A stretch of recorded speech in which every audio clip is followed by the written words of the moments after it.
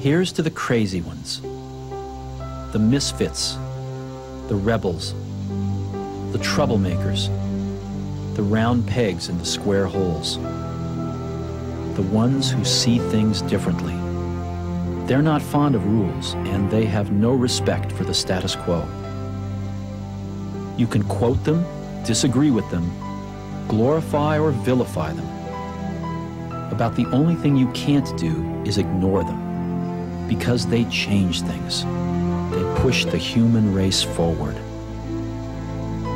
While some may see them as the crazy ones, we see genius. Because the people who are crazy enough to think they can change the world are the ones who do.